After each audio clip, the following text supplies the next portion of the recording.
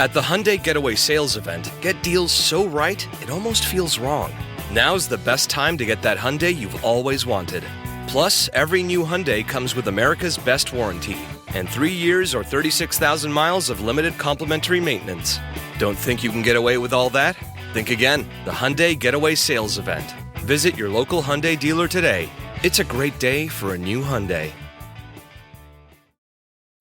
ChatGPT Plus is free for college students through May. Here's the thing. You've got a lot to do between now and then. Studying for finals, writing papers, trying to keep your life on track. And ChatGPT can help with all of it. It can quiz you for your econ exam, make a study guide from your French notes, plan out your meals and study breaks. It can get really specific on how you like to learn. It can even help you come up with ways to stop procrastinating. So from now until summer break, take advantage of all the ways ChatGPT can make your life easier. Restrictions apply.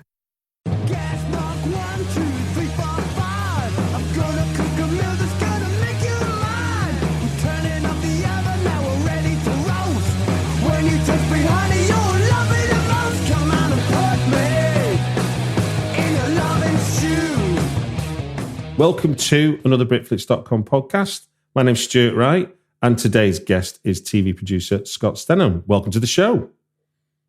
Thank you. Pleasure to be here. Now, you're here because you and I got involved in a conversation on Threads about the evolution of cinematic TV. And I said, oh, come on the podcast and talk about that. And you went, that sounds like fun. And here we are to do that. But also, my podcast also being 3 films that have impacted everything in your adult life, we're also going to talk about that too. Does that sound like what you've signed up for? That's exactly what I signed up for. Now, if I can just start with an opening salvo as to what cinematic TV is, and then you run with the ball after that, does that sound like a good place to start? Yeah, I think. Because for me, go ahead. Yeah. For me, I would say that 1999 is where I think that this term prestige TV came along, and that was with something like Sopranos, that then laid the groundwork for The Shield, The Wire, Lost, Mad Men, etc., Breaking Bad, and then Breaking Bad becomes this kind of segue between prestige TV and what I think you're talking about, which is then cinematic TV, where suddenly the world before, where film directors and TV directors were 2 very different people, suddenly it didn't matter whether you worked in film and TV because the streamers just wanted good content, as it were, and TVs were getting bigger and bigger. So our demand for something that looked better than just something that sat in a 4:3 frame, as we used to with old-fashioned TVs. And then the likes of Game of Thrones, House of Cards, True Detective suddenly began to be doing this stuff that was full of aesthetics, I suppose would be the and mise en scène, which is not something that people would have been trying to find in TV, but always talk about in film. So for you, what is it you find exciting about this stage of where we are with TV? Yeah, I agree with I agree with the majority that I do think that a couple sort of tentpole moments were, you mentioned The Sopranos, but also The West Wing. Okay. The same year, 1999, and that was especially for the masses. And they had 22 episodes a year, and Aaron Sorkin was churning out like writing that we'd never seen on television. Yeah. And so it sort of brought it up to a level that we had. So that was sort of a real moment in television. But fast forwarding, House of Cards, I think was probably, there's a David Fincher production. Yeah. That, a traditional film director, making his way down into television or up into television. And that was very cinematic in the sense that the cinematography, the writing, the fact that they brought in Kevin Spacey, that who was a very renowned, very well-respected actor. He won 2 Oscars by then. And so you had, that was a real turning point. And that was also sort of what changed things for Netflix. That was one of the first real original series for Netflix. And then everything sort of began to snowball after that. And given that, and like you said, yes, the technology for television's changed, but also the film and movie industry changed. So you saw gradually box office numbers going down. Yeah. And you also had executives in my business, in the film wing of the business, that were becoming, and this is a major problem of in recent years, but the writing was on the wall, 10, 15 years ago, where executives were very risk averse in terms of the film industry about putting out movies that didn't have a built-in audience. Yeah. There were things that were sequels. They were IP. They were something that had to that was based off of a comic book or a children's book, or it was a remake from the 70s or 80s or 90s. And they needed a guarantee. Yeah. Because people were we went from having you could put out a film and a few weeks could go by, and if you eventually did well, then you make your money back in DVD or whatever. That those days were gone. Yeah. They were going away, and so you needed to make all your money back in that first weekend. But with television, I think that when I think of cinematic television, I look at it because as a producer, one of the greatest benefits of my job is that I have the privilege of dealing with every department. So I deal with the actors, the writers, the directors, the costumers, the production design, everything from the PAs, the people who are scouting locations, doing the music, and across the board, at every level of the production, television, in my opinion, and I think, and most of my colleagues, both in film and television around the world, would say that we've been living in the platinum age of television for the last decade or so. And,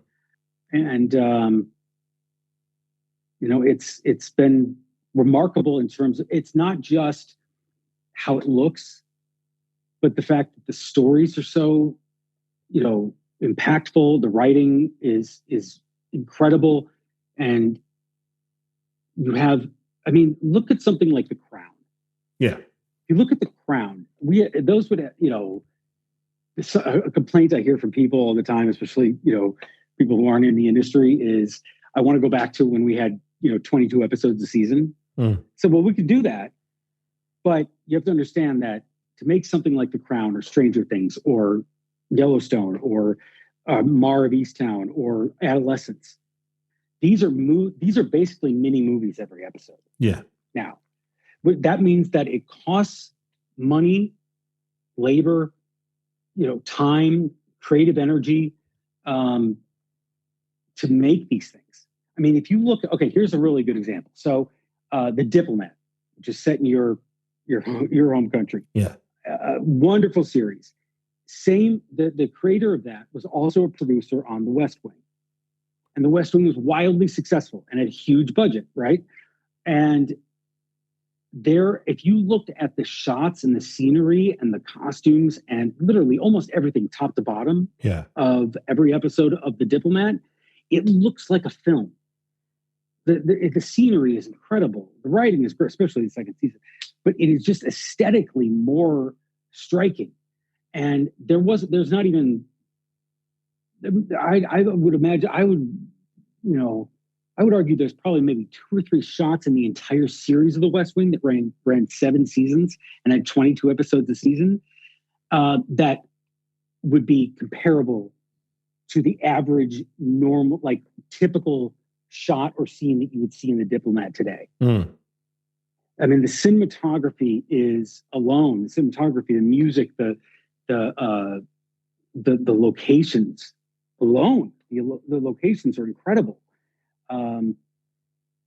Things have very much evolved. Television has, and in many ways, television has eclipsed film in a way that it's sort of filled a void that was left by film in recent years, where television, no matter what your genre or niche that you like, there's something for you. And the odds are there's something really good on television for you. I mean, how many Westerns have you seen in movies lately? How many romantic comedies? Not many. I mean, we've moved away from a lot of these, not too many family stories that aren't animation. But there is literally everything, something for everyone on television. And the odds are very good that they're well done. What do you think the appeal is then about that? Because it's obviously a longer form, but it's not as longer form as what network TV used to demand. It's sort of anything between, I don't know. I mean, you mentioned Adolescence. That was a limited series of 4 episodes. Godless, that's rare. Godless was 7 episodes with like a weird hour 40, for one episode. It plays into your point that you're making mini movies as opposed to just the idea of a traditional series, which hits a TV equivalent of an hour, which is usually 45 minutes when you used to take into account the adverts and stuff. Right. So what is it creatively? What's it giving us then? What do you think is, from a producer point of view, what excites you about what the possibilities are? I think, well, for one of the reasons why you're not only seeing viewers and audiences drawn to these series, but also the film industry that have now gone over to television. Yeah. We mentioned directors, but also actors and composers and writers and whatnot, is because there's more risks being taken in television today. Yeah. There's more, the narrative storytelling is remarkable, and you are spanning all these different genres. And so, one of the things that's hurting the movie industry right now is that, like I said, executives are looking for, they want something that's automatically going to sell, right? That's going to do really well at the box office. But at the same time, they're not taking any risks. Yeah. And those are the stories that typically do a little bit better. Can you imagine if Severance was a movie? Yeah. They wouldn't greenlight that. No, it'd be a low budget movie. It might be a low budget movie, like something like a Primer, where it's grounded sci-fi and somebody's sort of took a big idea and tried to compress it into a movie. But with Apple's backing, it's become this amazing thing, hasn't it? Absolutely. Yeah. I mean, And can you imagine Adolescence became a worldwide phenomenon. It blows my mind. It blows my mind. Part of the zeitgeist, and there are countless series like that. And imagine if you condense those into films. Would they have the same effect? Maybe, if people got used to those being films. But the problem is you have this combination with, during the pandemic, we were sort of already moving towards people not going to theaters. And the pandemic sort of was like rip the Band-Aid off. But, something that I've always appreciated about television versus movies is a lot of times when you go to a movie, you're going with friends or because that's what came out that weekend. And that's what, but if you're at home and you're watching something on television, especially streaming where you can choose things on demand, it's more of a personal choice. Yeah. Because usually you're watching it by yourself, or oftentimes you are, or just you and your partner or whatnot. And so you're really watching something, because if you go to a theater and you buy a ticket and you're like, okay, well, I'm going to give this a shot, you're there.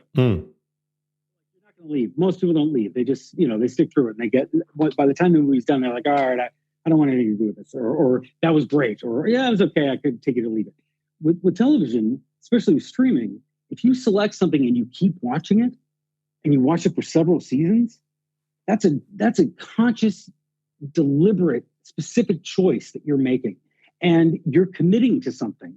When all you would have to do is literally a flick of the wrist and press a couple buttons and you move on to something else. So the fact that all of these series are doing so well, and there's eyeballs and there's dedicated fan bases, and they're so critically acclaimed, and and having these global phenomenon experiences like Adolescence, speaks to what television is today. Well, I don't know if have you read Difficult Men, Brett Martin's book about. I haven't. So that covers that the birth of sort of Sopranos, Breaking Bad, Mad Men, and the like. And what it takes you back to that period in the late 90s where people were going, that'll never work. That'll never work. So when they were trying to get Sopranos off the ground, HBO was like, it feels like that was the natural place to do it. But even HBO were a bit kind of antsy about whether this would actually work or whether people would buy into an anti-hero. And obviously, even 9 years later, when Breaking Bad comes out, still the idea of someone breaking the law to survive, even though they were kind of, on the surface, they were the archetypal suburban family, teacher working in Albuquerque school. That's not usually where we find our anti-heroes about to burst out. But obviously they created a story which sort of did something really unusual. But there was resistance at the start. And it was interesting getting ready for this conversation was to see that it's not TV series per se that get sort of, reviewed on Rotten Tomatoes and get 100% fresh. What's interesting is to see that certain TV shows, certain seasons are considered 100% fresh. So not all, for example, Breaking Bad, series 3 and 4 of the 6 series that ran 6 seasons around are considered 100% fresh. Fargo season 2 is out of the 5 seasons. It's interesting, really interesting to see how people are almost then when they're using their ability to review it later or click the likes or say how much they like something, are putting as much thought into it as they would do what traditionally we would do with films. Yeah, absolutely. And as somebody who worked at HBO on a show for HBO for 3 years, I back in it was 2009 to 2012. And back then I remember, and that was pretty much, one of my first real jobs behind the camera. And the thing that struck me the most kind of initially was that they did not give us notes. Okay. That they were like, just do your thing. Like every once in a while, like every few months, our studio exec would come in and she would just be hanging around. She was not giving us instructions. She wasn't giving notes. She wasn't doing, it was all just like, she was there to like basically socialize and be like, do you guys need anything? Okay. And, God, that is wildly refreshing. And usually is a recipe for the best kind of, creative experience you can have, from a production standpoint. But, and I think that, people forget with Breaking Bad that AMC Plus, was not, AMC was not AMC Plus, AMC was not a, wildly popular network back when it started. And, Mad Men and Breaking Bad sort of put it on the map, but both of them were, I think the reasons why both of them ended up there is because nobody else would take them. Yeah. Walking Dead as well. Yeah. Walking Dead, exactly. Those are three very good examples of they wouldn't be movies. Like those movies would not get greenlit. If you need a really good example of how television is taking risks and is sort of like prestige in terms of the writing, the acting, the storytelling, the production quality and all that. But really, because when we're talking about what makes a really good film or series, it's impossible to not have good writing, right? Yeah. That's what people value probably most. And you need to have a good story. Look at Andor. Yeah. I mean, look at how badly Star Wars has been panned cinematically over the last, since they started, since I think it was, the Force Awakens, when they came back with the new ones. By and large, there's been disappointment for the ones that were released in theaters. However, Andor, which is coming out in a couple days, the second season, 98% on Rotten Tomatoes. The reviews they're raving about it. Same thing with season 1.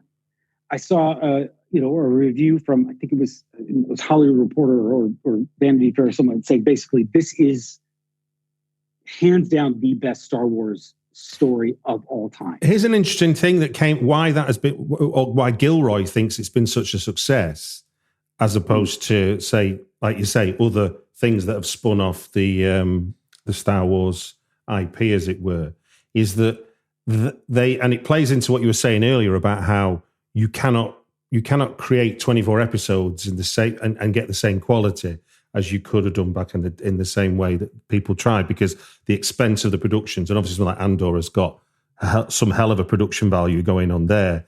They got stymied by COVID. So before they went into production, they couldn't produce the show, and they were they were being railroaded into getting it done quickly because of IP pressures, not because it was ready.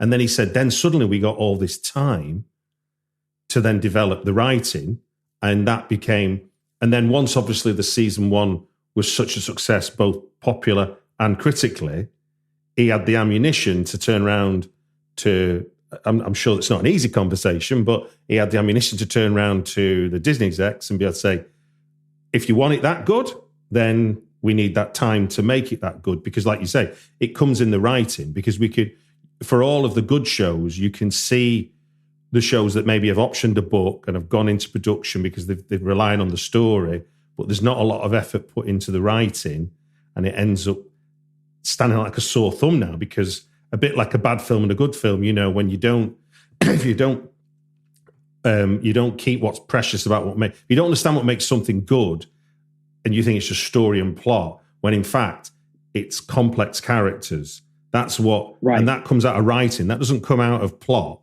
It's like that. Right, exactly. Yeah, and it doesn't come out of appeasing audiences from a nostalgic standpoint, or which is what a lot of the Star Wars films did. They checked a lot of boxes. They're like, there's that character, there's that character, there's that reference, there's that Easter egg, da. And like that gets a lot of reactions, but it doesn't really stick with you. Yeah. Like if you watch when I was watching the first season of Andor, the thing that probably struck me the most is that at times I forgot I was watching a Star Wars series. Okay. It felt like I was watching a series about, like it was almost like about government oppression, and it was like it was an age-old tale about people who were trying to stop the oppressors, and these people who were,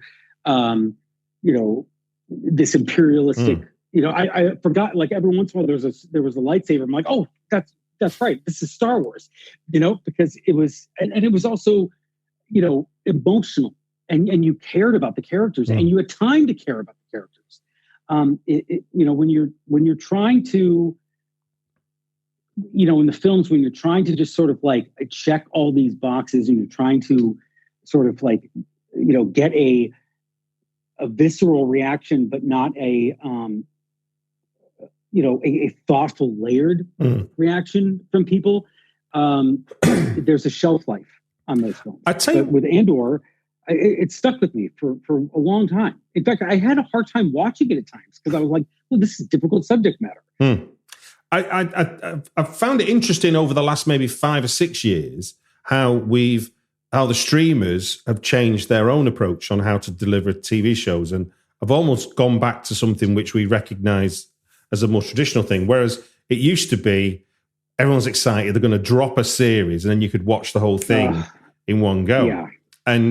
Yeah. And Craig Mazan's talks about this, because I think HBO are very keen on the whole let it out week to week, because then you create value in the story. You create anticipation, you create chance to talk about it, you create all the other stuff that if you 100%. Drop something, you could if it's a miss, it's definitely going to be a miss. Whereas a slow burner, when you release it every week, can become that thing that people end up talking about.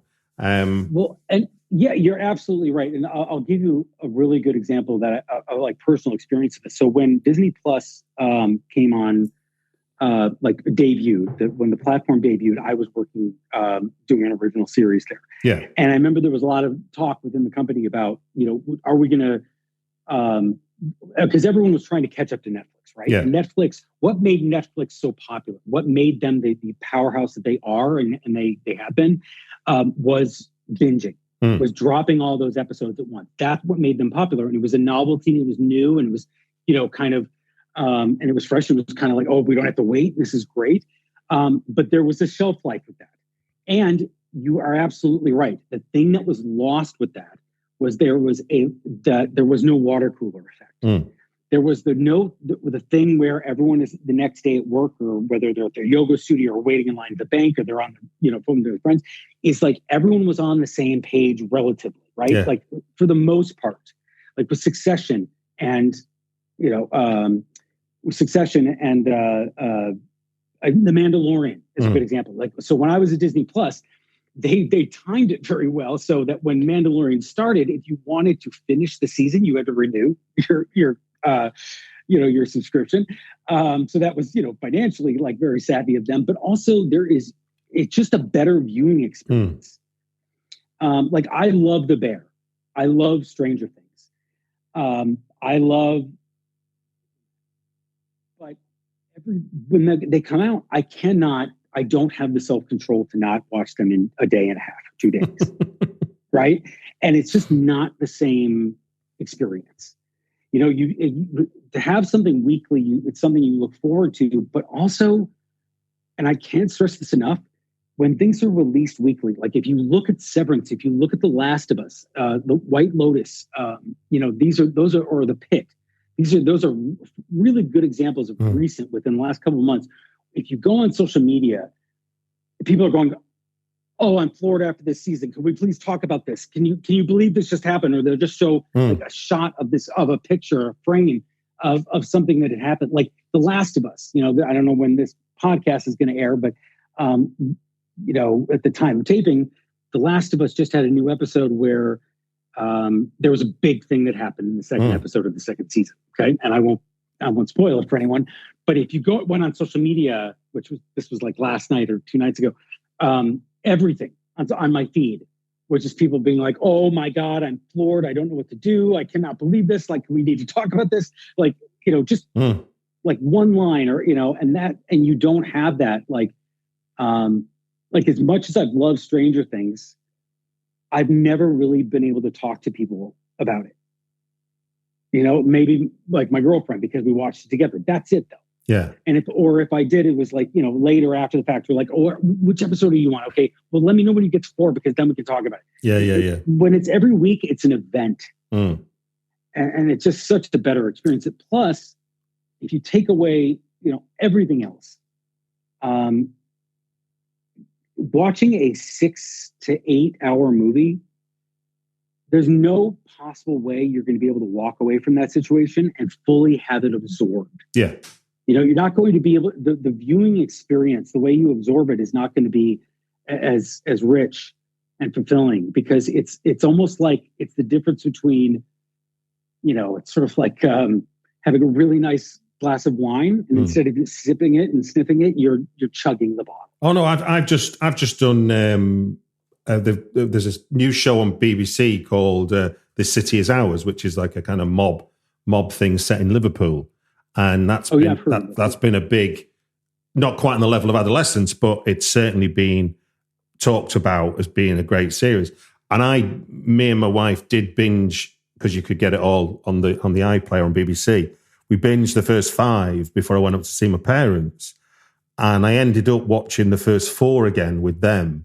And it was so enriching to be able to watch it again, because I'd done the kind of gimme, but then once, because I knew what was going to happen, and I just was looking at my parents hoping they'd enjoy it, I got this chance to see how brilliant the writing was, because obviously the thing you see when you repeat watch something, certainly as a screenwriter, is you begin to see all the nuts and bolts that make it so interesting, because obviously there is plot going on, but you kind of believe in these characters are real. That's what makes the drama so exciting.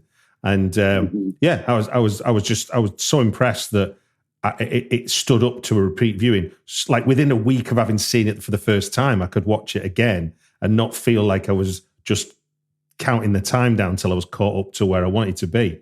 And I think that's and that's certainly I would imagine, I haven't seen it, but I would imagine that speaks to how well it was done and written and produced and directed. But also, I would imagine that when you watch it the first time, you didn't have a chance to absorb it in the way that you would if you did it on a weekly basis. Yeah. And so when you went back and watched it a few days later, you're like, "Oh yeah, I've done it so quickly." Oh no, there was like lots of characters that established themselves later on. They are all seeded, and then you see them be seeded, and you go, "Oh my goodness, this is amazing." So from a producer's point of view, and I'm a screenwriter, there'll be screenwriters listening, how do you think screenwriters should be approaching their attempts to create new TV series? I mean, obviously, we can't all get a new TV series off the ground. That's a ridiculous thing to do. But in terms of the opportunities out there and what might exist, because, you know, The White Lotus is original, Succession is original, Breaking Bad was original, you know. It's not always reliant on, and I'm watching on Paramount now, Mobland, which is original.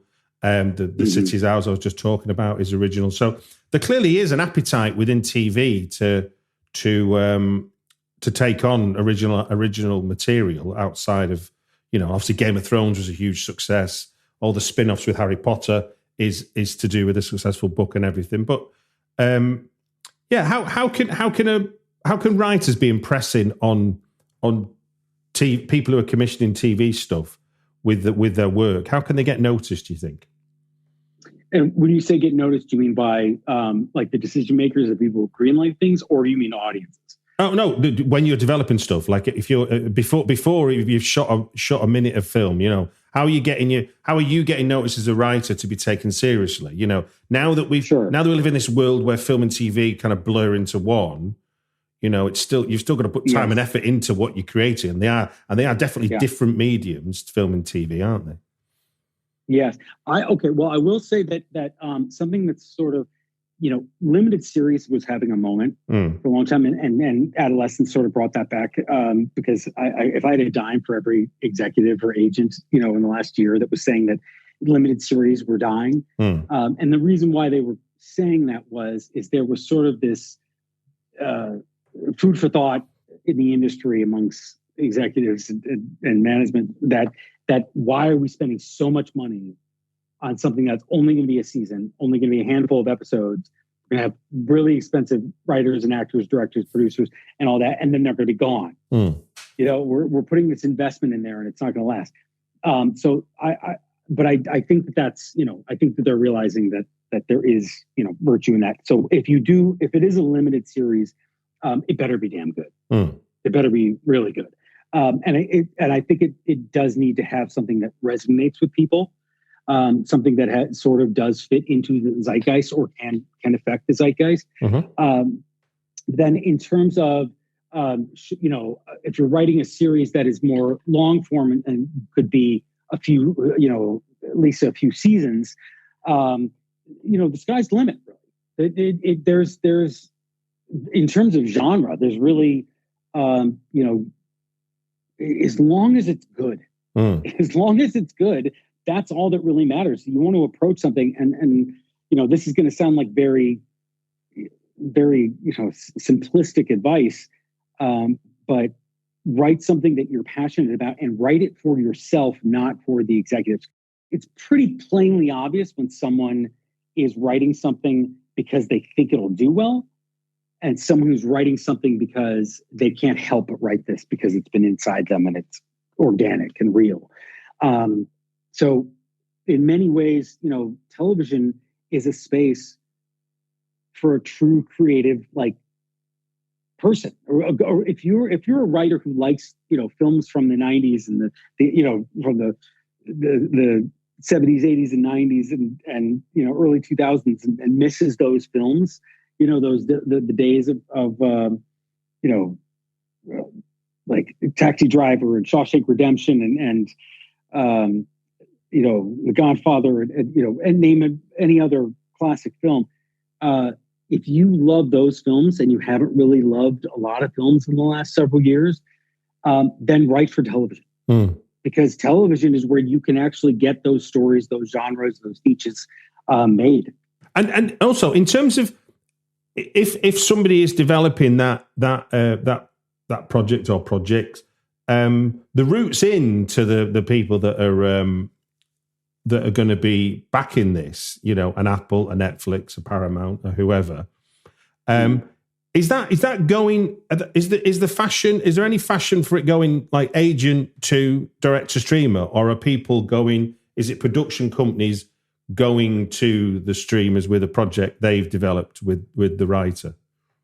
Yeah, it depends. But for the most part, most production companies, first of all, you're very, very, very rarely are you going to go from having a script or having a concept, or, you know, having a series Bible or a deck directly to the streamer or to the network. It's usually you have to go to a production company, and then either that production company has a deal with a streamer, or they take it out with you and they shop it around and they pitch it around.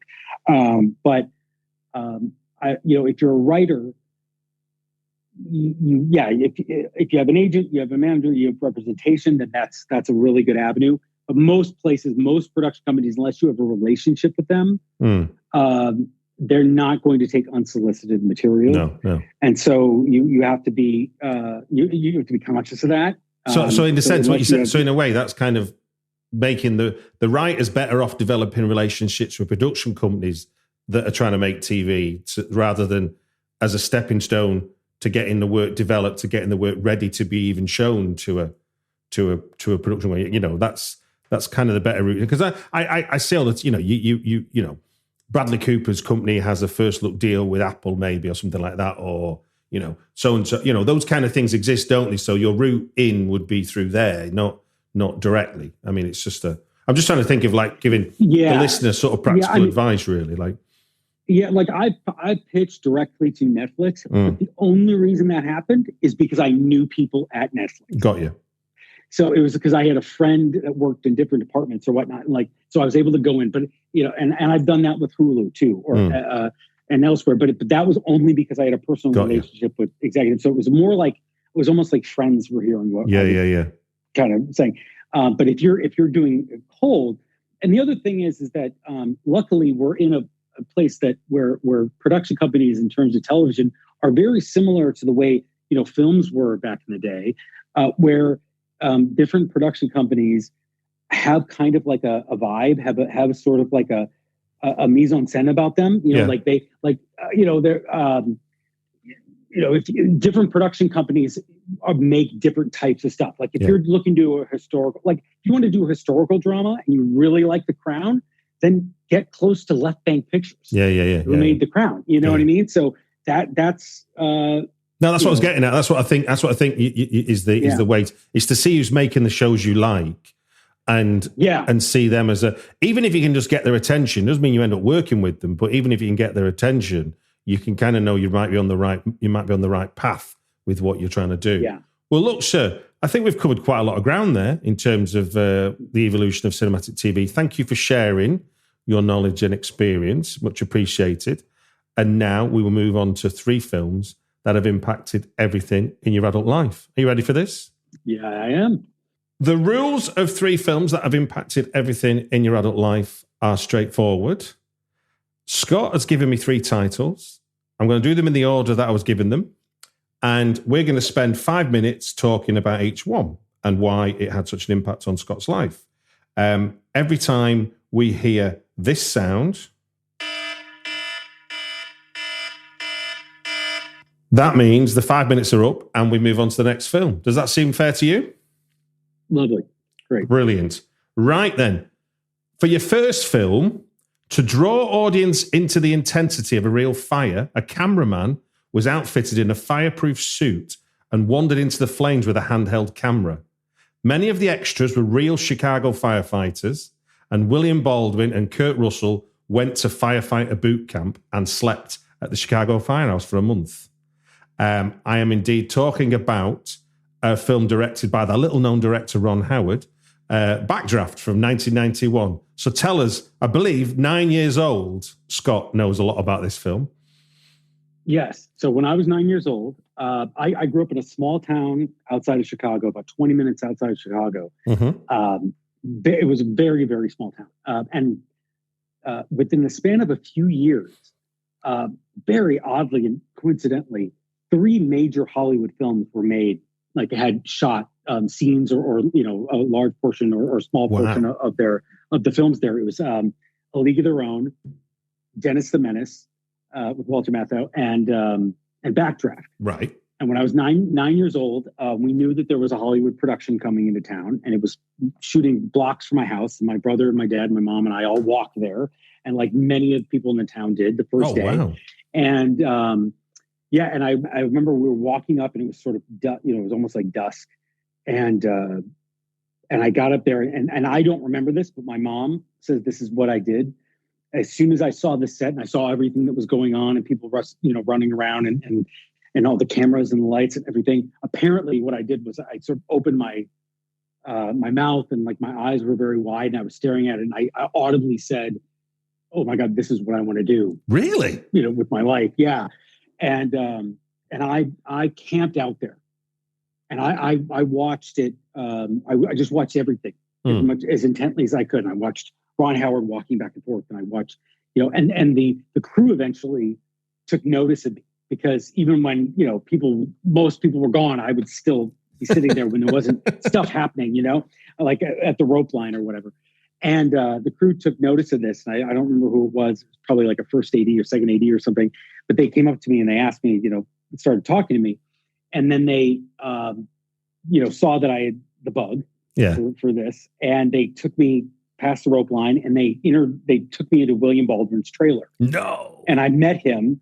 And, and I was like, trying to play it cool. And I was like, "Oh yeah, I'm a huge fan." And he made the joke like, "I don't think kids your age should see movies that I've made," because he made like very, very risque movies.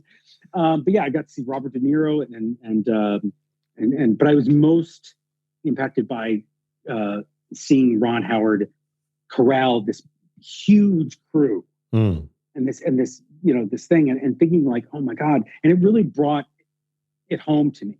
It literally it brought movies and the entertainment industry in Hollywood home to me, thinking that this what I'm seeing being made right now will turn into something else and will be distributed all around the world and will impact people, in who knows what way at the time. But I knew that it would, people would be, at the very least, entertained or whatnot, but moved and inspired. Who knows? And all of those things were true with that film. And then I actually ended up loving the film. But yeah, so that was a real. Did you get to see it in the cinema when it came out? Oh yeah. I mean, it was. So I think it came out probably when I was 10, maybe 11. Yeah, it was 1991. It come out. Okay, so I was 11. Okay. So they filmed it when I was 9, and it came out when I was 11. Right. And of course we went to go see it because, usually maybe not would have gone to see it, but the fact that we had firsthand knowledge of it and seen it, with our own eyes, I think my dad was like, "Yeah, let's go." And so, it was incredible. It was really, just seeing Chicago in that light and seeing, my hometown. And for those who are wondering who've seen the movie or see the movie, it's the scene where they go to the alderman's house and there was like an electric fire and Robert De Niro gets thrown out of the house and he impales his his shoulder. That's my hometown, about 3 blocks away from where I live.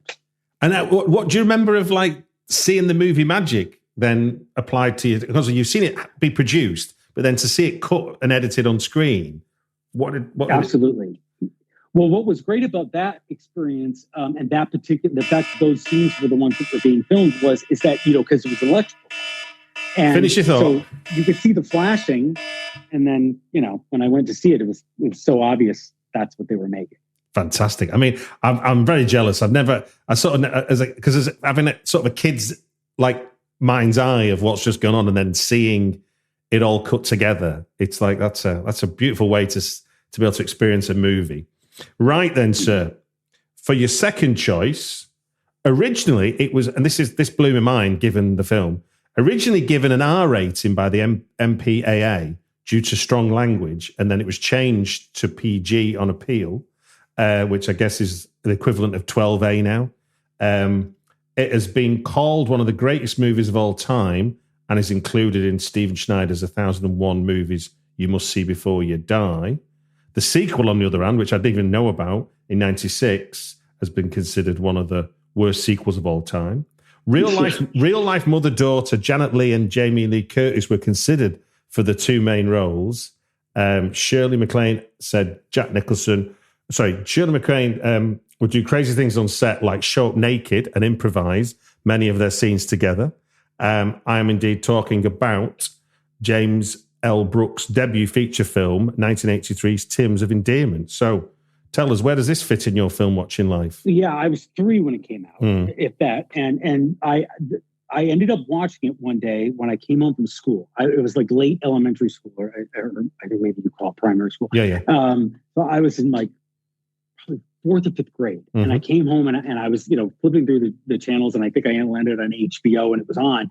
And not exactly the typical genre or movie that a young boy who is into sports and firefighters and stuff, but so it surprised me, but I kept watching it for some reason. And I bawled my eyes out 2 or 3 times throughout it. And by the end of it, when the end credits were rolling, I just completely lost it. And that was the first experience that I'd had, not just in terms of film or television, but arguably the first time in my life as a young boy, where I had an emotional response to, an emotional, empathetic, sympathetic response to someone else's plight or someone else's story. Yeah. That's not often something that kids, young boys, when they're not often crying about someone having cancer, a woman who's got 2 kids, and, it wasn't the kind of genre at all that I was used to, whether it was reading books or watching TV or going and seeing movies. And it was an eye-opening experience for me, because it was almost like it tapped into a part of my heart and soul that was much more adult. And it sort of showed me what was to come. And I even remember sitting there and kind of bawling my eyes out, and I was alone, and I was thinking, well, why did this affect me? Why am I, what is this? It's like it hit a muscle, or it shifted a gear that I didn't know I had. And it was I don't know, it was a beautiful moment. And mine was get away. Mine was The Champ with John when John Voight's, spoiler alert, when I forgot the actor's name that plays the young kid, and he's telling everybody to wake his dad up. And I, like you described there, I remember I'd never done like a cry before for a film, and suddenly I'm crying, and it's and I wasn't even sure you were meant to, because you're a boy, you run around, you climb trees, you kick footballs, you don't cry, right. You scratch your knee, you get up, and you go, oh, that's nothing, and then suddenly I'm having to be an emotional human being. Yeah, and I think the only time that I cried before that from a movie, really significantly, was my brother and I cried when the wolf died in Dance of the Wolves. But that's an animal, and that's typical of kids and whatever. But this was where I was like, why do I care about this middle-aged woman who has cancer? It was just very unusual. And interestingly enough, so you fast forward years and years later, I ended up meeting Shirley MacLaine. No way. I was doing this thing on a series that I did for Hulu, and I spent the day with her.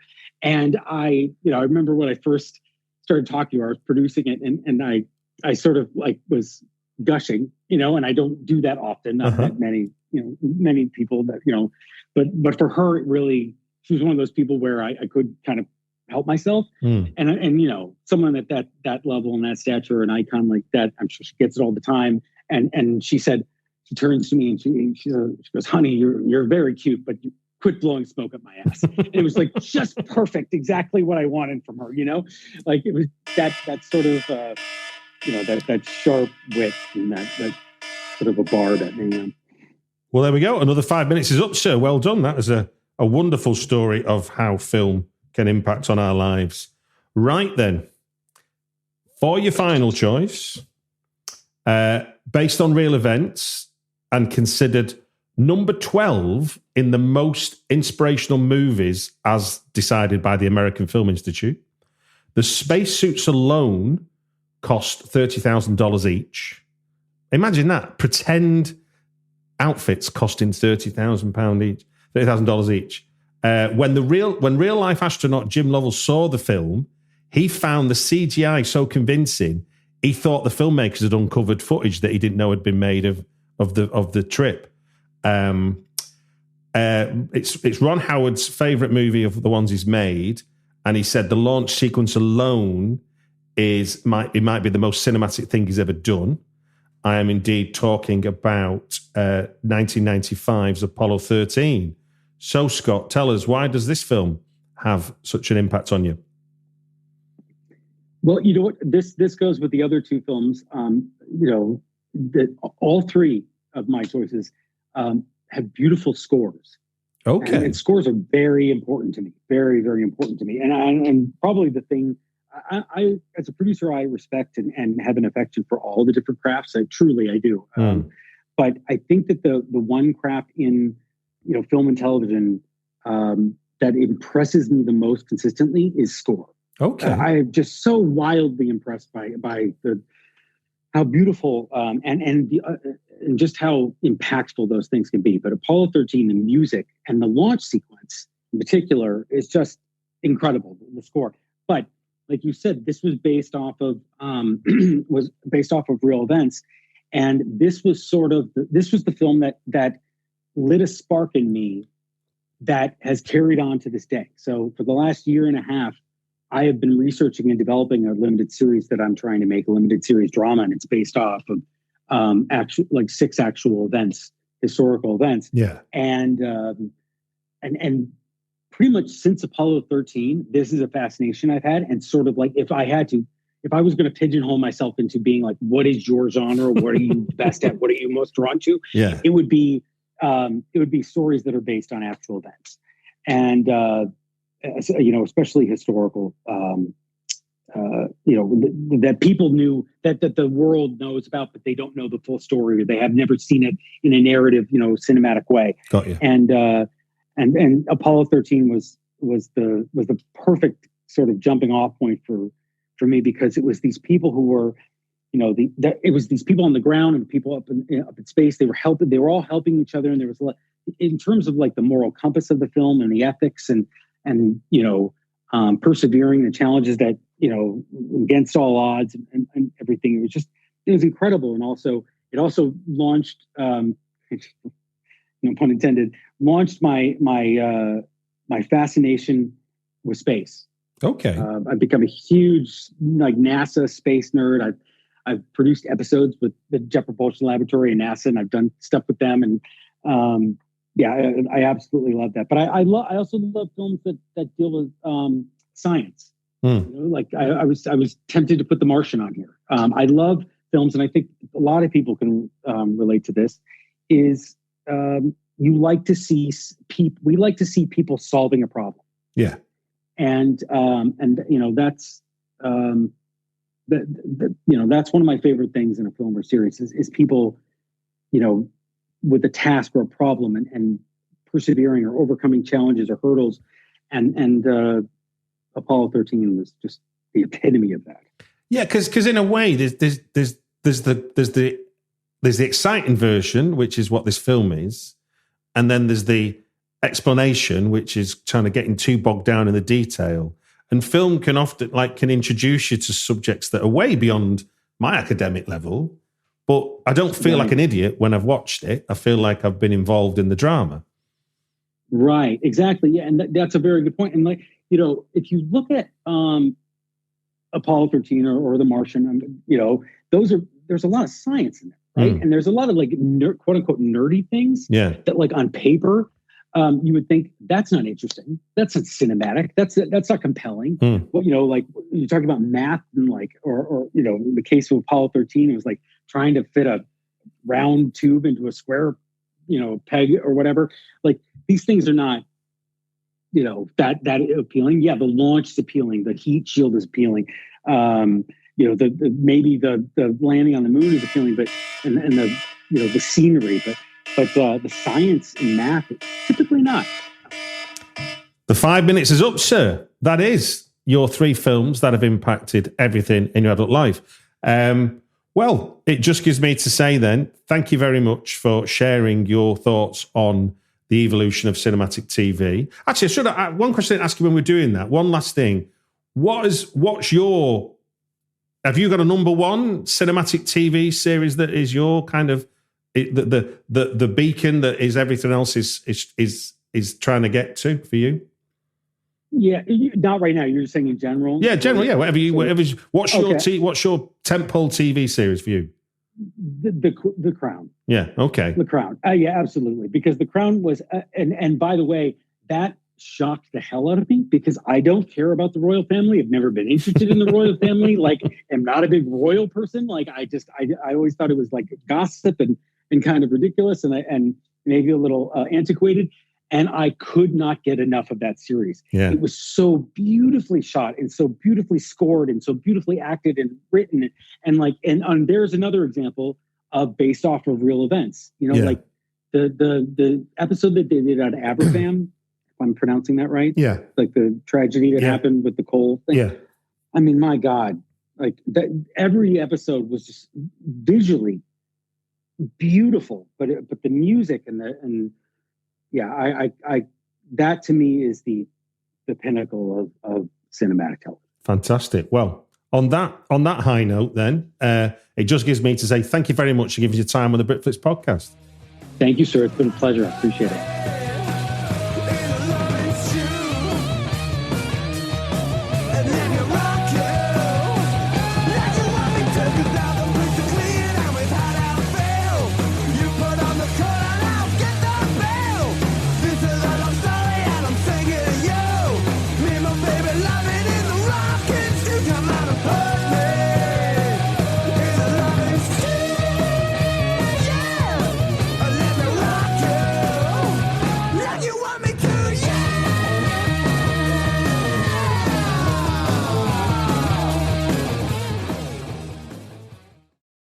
Hey there, Hugh from Podderation here.